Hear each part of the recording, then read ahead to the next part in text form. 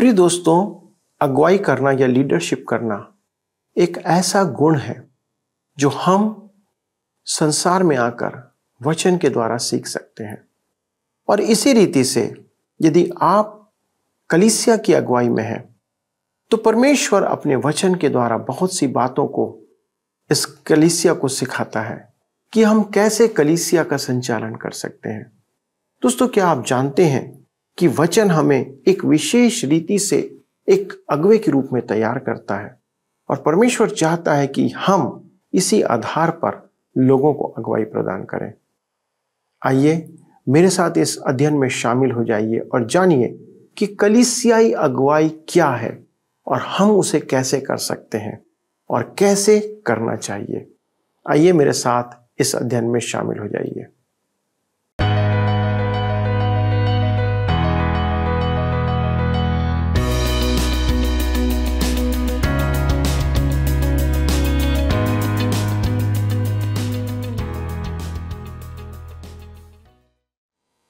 प्रिय मित्रों, नमस्कार। इस वक्त आप हमारे साथ सत्यवचन बाइबल अध्ययन में जुड़े हुए हैं और मैं आपका स्वागत करता हूं। मित्रों, आपको याद होगा कि हम पवित्र बाइबल के नए नियम से तीमुथियुस की पहली पत्री का अध्ययन करते हुए कलीसिया को या उसके सुचालन के लिए दिए गए निर्देशों पर मनन कर रहे हैं। पौलुस कलीसिया में पदाधिकारियों के संदर्भ में इन बातों को समझा रहा है। हमें कलीसिया में ऐसे पदाधिकारी चाहिए जो वचन में पक्के हों, अर्थात परमेश्वर के वचन को जानते और उन पर चलते हों। यह ही सारे पदाधिकारियों की आधारभूत योग्यता है। उसके बाद उनके अनुभव और शिक्षा का आंकलन किया जाना चाहिए। इसके साथ जिन योग्यताओं का उल्लेख पौलुस करता है वे व्यवहारिक बातें हैं जो केवल हम उनके जीवन और परिवार के आचरण के द्वारा जान सकते हैं। दोस्तों, यहाँ पर हमें वचन के ज्ञान के साथ आत्मिक दृष्टिकोण की भी आवश्यकता है। जब हम एक अगुवे के रूप में परमेश्वर के वचन के आधार पर चलते हैं तो परमेश्वर का आत्मा हमारी अगुवाई करता है और बहुत सी बातों को प्रकट करता है।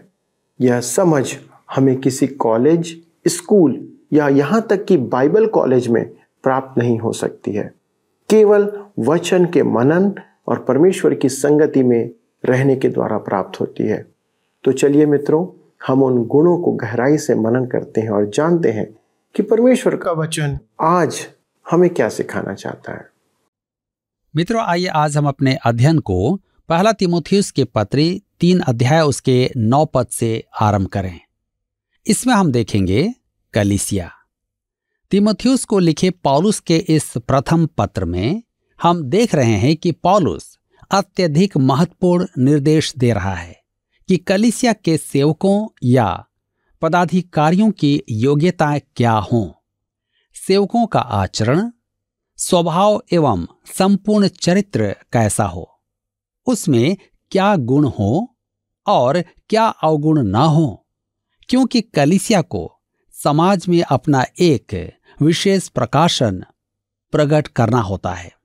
परंतु सावधान, कोई यहां यह न समझे कि ये निर्देश केवल सेवकों के लिए हैं, क्योंकि प्रत्येक विश्वासी एक सेवक है और वह विश्वासी जो कलीसिया में कोई पदभार संभालना चाहे वह विशेष करके इस विषय में सावधानी रखे। तो आइए हम पढ़ते हैं पहला तीमुथियुस 3 अध्याय उसके 9 पद। लिखा है, पर विश्वास के भेद को शुद्ध विवेक से सुरक्षित रखें। ध्यान दीजिए, विश्वास के भेद को, अर्थात प्रभु यीशु के सुसमाचार के प्रकाश को पौलुस विश्वास कहता है। तो आप यह न समझें कि वह एक भाववाचक संज्ञा का उपयोग कर रहा है। विश्वास से उसका अर्थ है विश्वास की शिक्षा। पौलुस विश्वास को एक भेद कहता है क्योंकि यह शिक्षाएं पुराने नियम में प्रकट नहीं थी। ये शिक्षाएं अब नए नियम में प्रकट हैं। प्रेरितों के काम की पुस्तक में स्पष्ट लिखा है कि आरंभिक कलीसिया प्रेरितों की शिक्षा पर चलती थी और प्रेरितों की शिक्षा आरंभिक कलीसिया का विश्वास थी। यही आज की कलीसिया का विश्वास होना चाहिए और कलीसिया को संसार में यह विश्वास प्रकट करना है। मेरे मित्रों, बहुत से लोग हैं जो सोचते हैं कि आज यह विश्वास पुराना हो गया है और इसे बदलना चाहिए। एक बार किसी पत्रिका में 7 घातक पापों की नई सूची दी गई थी, जिसमें उन्होंने इन पापों की सूची दी थी: स्वार्थ, असहिष्णुता, उदासीनता, निर्दयता, उत्पात और विनाशकारिता। इस सूची में लालसा के स्थान पर दिखावटी शालीनता थी, क्योंकि उनका कहना है कि लालसा अब एक सिनेमा हॉल के समान पुरानी हो गई थी। उन्होंने पेटूपन को भी हटा दिया था। वे सोचते हैं कि यह शारीरिक समस्या है, आत्मिक नहीं। अभिलाषा और आलस्य को अब पुराना माना जाता है। उनका कहना था कि समाज के अलग अलग वर्गों की अपनी अपनी पाप की व्याख्या है। उदाहरण के लिए, युवा वर्ग के लिए अप्रासंगिकता और दिखावा पाप की सूची में सबसे ऊपर है। विनाश उनके लिए तब ही पाप माना जाता है जब पर्यावरण को हानि पहुंच रही हो, जबकि वयस्कों की सूची में शोर, बाल और असभ्यता पाप है। कुछ लोगों का कहना है कि यह नई सूची पाप के पुराने ही नामों को नए रूप में प्रकट करती है। उदाहरण के लिए, लालसा के स्थान पर स्वार्थ लिख दिया गया है।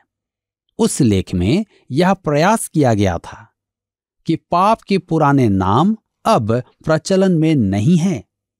यदि पाप के आधुनिक नैतिक प्रभाव प्रकट करना है तो उन्हें पापों को बदल देना चाहिए। उसने अंत में लिखा कि पाप के विचार को बनाए रखना लाभकारी है। मेरे मित्रों, मैं मानता हूं कि पाप के विचार को बनाए रखना लाभकारी है, परंतु मैं कहता हूं कि पाप में परिवर्तन नहीं आया है।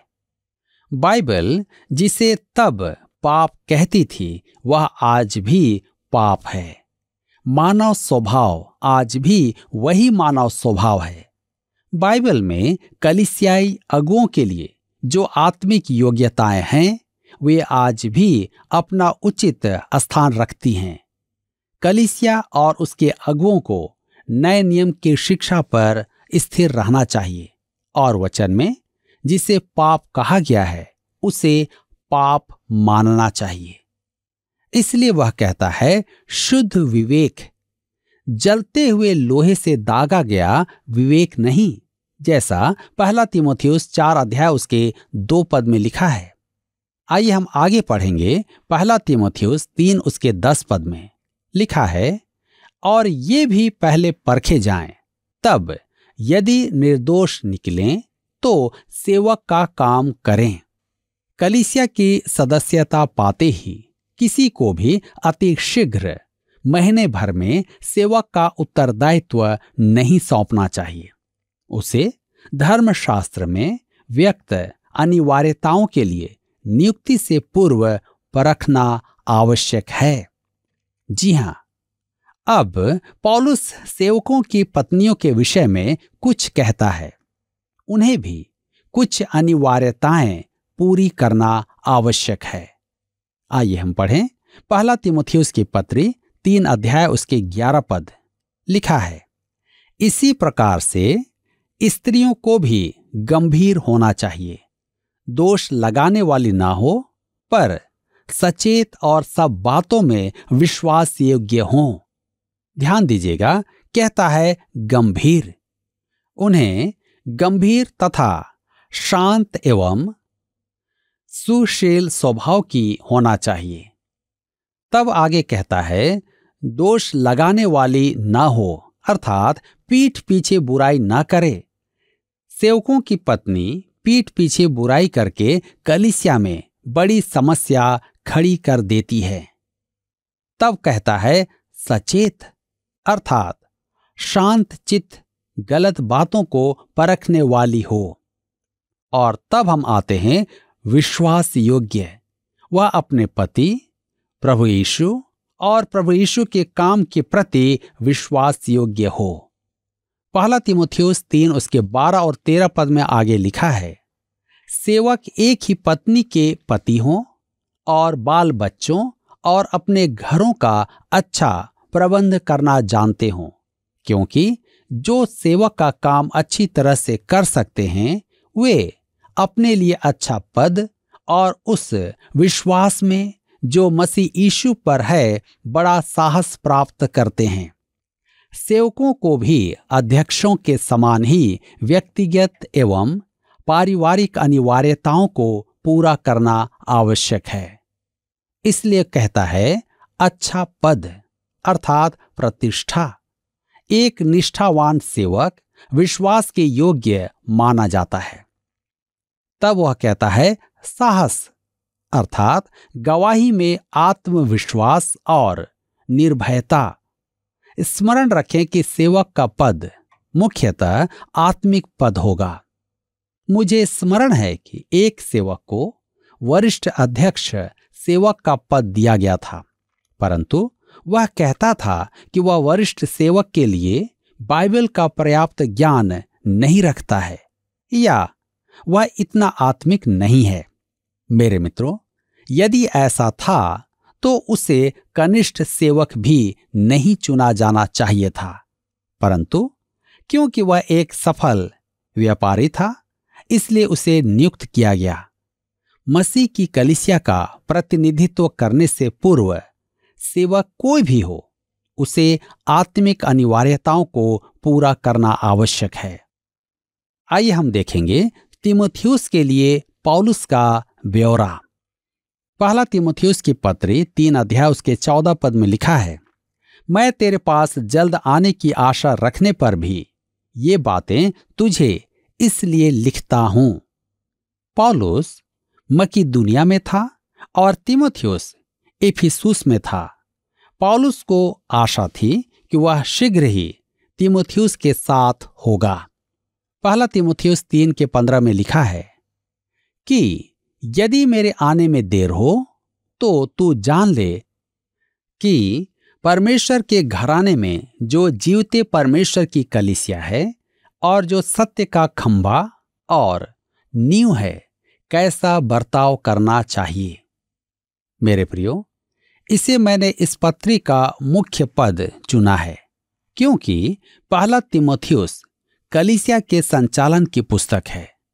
दूर होने के कारण पौलुस कहता है, मैंने ये बातें इसलिए लिखी हैं कि तू जान ले कि जीवित परमेश्वर की कलीसिया में कैसे बर्ताव करना चाहिए।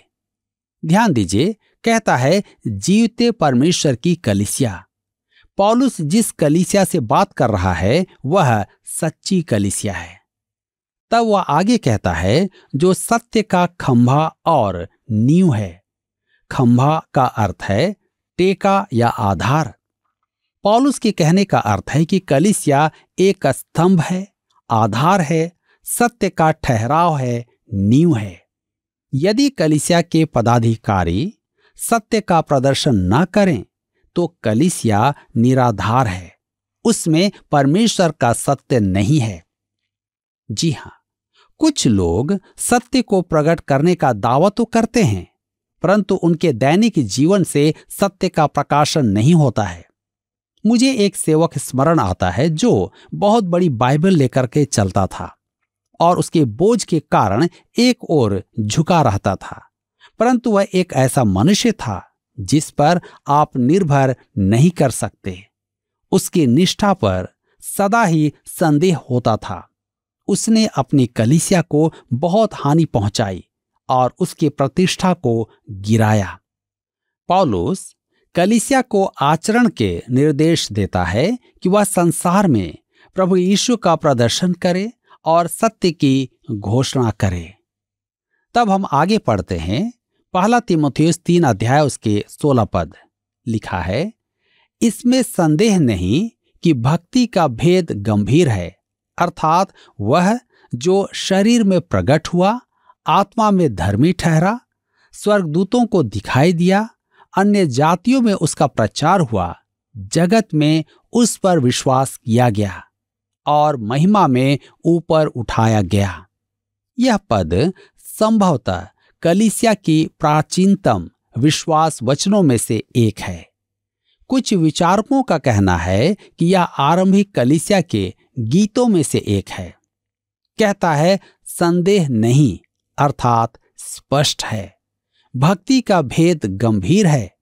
भक्ति का भेद यह है कि परमेश्वर प्रभु यीशु मसीह के देह धारण द्वारा हमारे इस संसार में आया, पाप का दंड चुकाया और वह स्त्री पुरुष को परमेश्वर के स्वरूप में ढालता है। तब आगे है, शरीर में प्रकट हुआ। निश्चय ही पौलुस प्रभु यीशु के कुंवारी से जन्म की शिक्षा दे रहा है, परंतु वह देह धारण से पूर्व यीशु के अस्तित्व की चर्चा भी करता है, जो आत्मिक अस्तित्व था। फिलिपियों की पत्री 2 अध्याय उसके 6 पद में लिखा है कि वह परमेश्वर के स्वरूप में था। इब्रानियों की पत्री 1 अध्याय उसके 3 पद में लिखा है, वह उसकी महिमा का प्रकाश और उसके तत्व की छाप है। प्रभु यीशु ने स्वयं कहा है, यूहन्ना रचित सुसमाचार 4 अध्याय उसके 24 पद में, परमेश्वर आत्मा है। मेरे मित्रों, अदृश्य परमेश्वर जो आत्मा है वह दिखाई नहीं देता है। उसमें से प्रभु यीशु आया, वह देह में था इसलिए दिखता था। वह मनुष्य बनकर मानवीय परिस्थितियों में उतरा। उसकी मानव दशा के कारण उसके ईश्वरत्व पर पर्दा पड़ा हुआ था। यूहन्ना रचित सुसमाचार अध्याय 1 उसके पद 14 में यूहन्ना यही विचार प्रकट करता है, और वचन देहधारी हुआ और अनुग्रह और सच्चाई से पूर्ण होकर हमारे बीच में डेरा किया। जंगल में मिलाप वाले तंबू में परमेश्वर दिखता नहीं था। उसी प्रकार जब प्रभु यीशु ने हमारे बीच देहधारी डेरा किया, तब वह पर्दे के पीछे ढका हुआ था। वह मनुष्य को दिखाई नहीं देता था कि वास्तव में वह क्या है। मनुष्य उसके वास्तविकता को देख नहीं पाता था। वह आदि में परमेश्वर के साथ था और स्वयं परमेश्वर था, जिसने सब वस्तुओं को बनाया। वह एक असहाय शिशु बना। वह अदृश्य परमेश्वर का प्रतिरूप था और उसके पास स्वर्ग और पृथ्वी का संपूर्ण अधिकार था। परंतु इस पृथ्वी पर उसने मानव देह धारण की थी, क्योंकि मनुष्य ने उसे नहीं पहचाना, इसलिए उसे ढोंगी, अनाधिकार कब्जा करने वाला और निंदक कहा गया। उससे घृणा की गई, उसे सताया गया और मार डाला गया। यह देहधारी परमेश्वर गरीब था। उसकी परीक्षा ली गई, उसे परखा गया, वह आंसू बहाता था। तब आगे कहता है, आत्मा में धर्मी ठहरा, तथापि वह देह में धर्मी नहीं ठहराया गया था, केवल आत्मा में। वह देहधारी था और संसार ने बस उसे देह में ही देखा, परंतु वह अपने पुनरुत्थान में आत्मा में धर्मी ठहरा था। परंतु इस पृथ्वी पर भी उसकी महिमा का दर्शन हुआ था। उसकी वास्तविकता का प्रकाशन, अभिव्यक्ति और गवाही भी प्रकट हुई थी। उसके जन्म के समय स्वर्गदूत प्रकट हुए थे। उसके बपतिस्मे के समय उसकी महिमा प्रकट हुई थी। उसके रूपांतरण के समय महिमा दिखाई दी थी। उसके बंदी बनाए जाने के समय उसकी महिमा प्रकट हुई थी। मेरे मित्रों, जब वह क्रूस पर था, तब सेना के सूबेदार ने कहा था, सचमुच यह परमेश्वर का पुत्र था। परंतु उसके पुनरुत्थान के बाद हम उसे धर्मी ठहराया गया देखते हैं। वह देह में प्रकट हुआ, परंतु आत्मा में धर्मी ठहराया गया था। पहला कुरिन्थियों की पत्री 15 अध्याय उसके 44 पद के अनुसार वह प्राकृतिक देह में बोया गया और आत्मिक देह में जी उठा। मृतकोत्थान के बाद उसके बैरी उसे पकड़ नहीं पाए थे। उसका अब कभी अपमान नहीं होगा। तथापि वह पृथ्वी पर आया और परमेश्वर के पास लौटकर उसके दाहिनी ओर बैठा है। इस कारण हम भी धर्मी ठहराए जाते हैं। यहां वह हमारे अपराधों के कारण पकड़वाया गया था। उसने यहां हम पापियों का स्थान लिया और वहां स्वर्ग में हम धर्मी ठहराए जाते हैं। वह कैसी अद्भुत बात है। कहता है स्वर्गदूतों को दिखाई दिया। उसने स्वर्गदूतों को नहीं देखा, स्वर्गदूतों ने उसको देखा था। वह स्वर्ग में चला गया और स्वर्ग के सब सृजित बुद्धिजीवी उसकी आराधना करते हैं, क्योंकि उसने मानव जाति का उद्धार किया। यहां उपस्थित दुष्ट मानव अभी वहां नहीं पहुंच पाया है, परंतु यह अनंत काल तक गाया जाने वाला गीत उद्धार का गीत है। कहता है अन्य जातियों में उसका प्रचार हुआ। यह तो आज भी हो रहा है।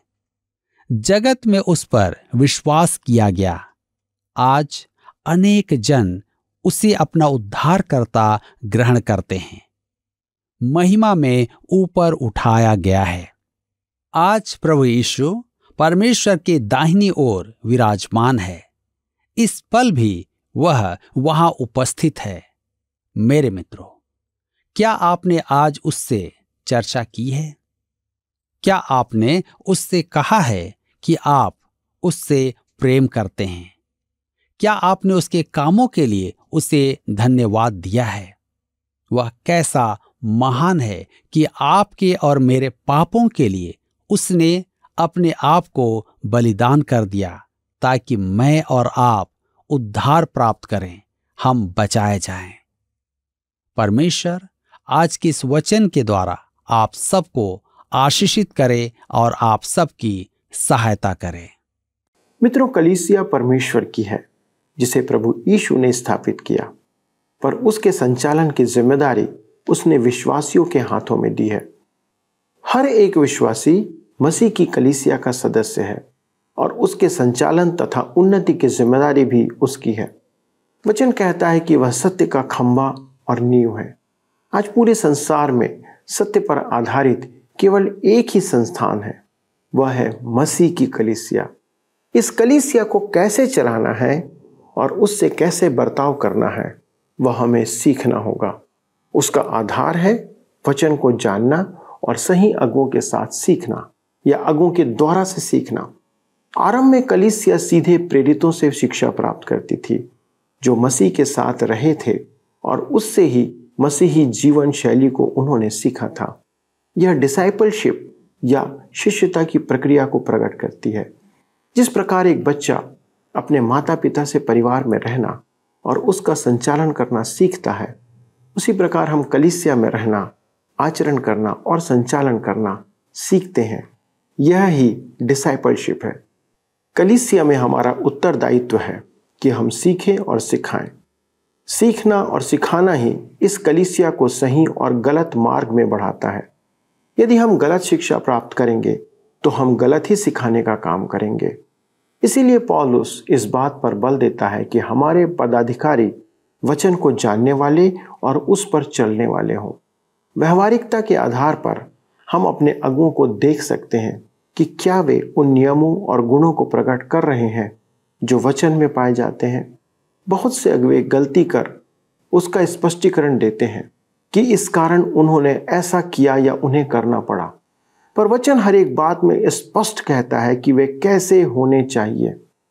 दोस्तों, मेरा आपसे निवेदन है कि आप इस बात के आधार पर अपनी कलीसिया का संचालन करें और उसे वचन के आधार पर आगे बढ़ाएं। आइए दोस्तों, मिलकर प्रार्थना करें। हमारे स्वर्गीय पिता प्रभु यीशु क्रिस्त में होकर आपको धन्यवाद देते हैं इन वचनों के लिए और इस अध्ययन के लिए जो हमारी अगुवाई करता है कि हमें किस रीति से आपकी कलीसिया की अगुवाई करना है, कौन सी बातें हमारे लिए मुख्य हैं जो हमें इस कलीसिया की अगुवाई के लिए आपने सिखाई हैं। पिता, हमारी आज प्रार्थना है हमारे सभी दर्शकों के लिए कि विशेष तौर पर वे अपनी कलीसिया में उस अगुवाई को प्रदान करें जो वचन पर आधारित है। प्रभु, उन्हें वचन की शिक्षा में बढ़ने की सहायता करें कि वे सभी वचन की बातों में आगे बढ़ते चले जाएं और उनका जीवन प्रभु आपकी महिमा को प्रकट करें। आज जिन परिवारों में और कलीसियाओं में फूट पड़ी हुई है, प्रभु आपकी शांति का हाथ उन कलीसियाओं में आप बनाए रखें ताकि प्रभु आपकी उपस्थिति में वो प्रेम, आनंद और एकता में बढ़ते चले जाएं। धन्यवाद देते हैं पिता कि आपने हमारी प्रार्थनाओं को सुना। प्रभु यीशु क्रिस्त के नाम से मांगते हैं, आमीन। प्रिय दोस्तों, आपके उपस्थिति के लिए मैं आपको धन्यवाद देता हूं और जो बातें आपने आज हमसे सीखी हैं या इस अध्ययन के द्वारा प्राप्त की हैं उसे अपने जीवन में लागू करें। अगले प्रसारण तक प्रभु के साथ चलते रहें, अपनी उचित अगुवाई कलीसिया को देते रहें और यदि आपके पास कोई प्रश्न है तो कृपया हमसे संपर्क करना ना भूलें। प्रभु आपको आशीष दे। आइए अब हम प्रश्नों को देखें। पिछले प्रश्न का उत्तर है सी, अनिवार्य है। कलीसिया के भौतिक प्रबंधन के लिए सेवकों की नियुक्ति की गई है जिनमें आत्मिक गुण होना अनिवार्य है। आज के अध्ययन पर आधारित प्रश्न है, पौलुस विश्वास को एक भेद कहता है क्योंकि यह शिक्षाएं पुराने नियम में खाली स्थान है। ए, व्यापक रूप से प्रकट थी। बी, बताई गई थी। सी, थोड़ी बहुत थी। डी, प्रकट नहीं थी। मित्रों, इस प्रश्न का उत्तर हमें कल सुबह 6 बजे से पहले विकल्प A, B, C या D के साथ अपना नाम, पता, स्थान के साथ 9651433397 पर SMS या WhatsApp करें। क्या आपको यह कार्यक्रम पसंद आया? अभी हमें एक मिस कॉल करें और आप अगले विजेता हो सकते हैं।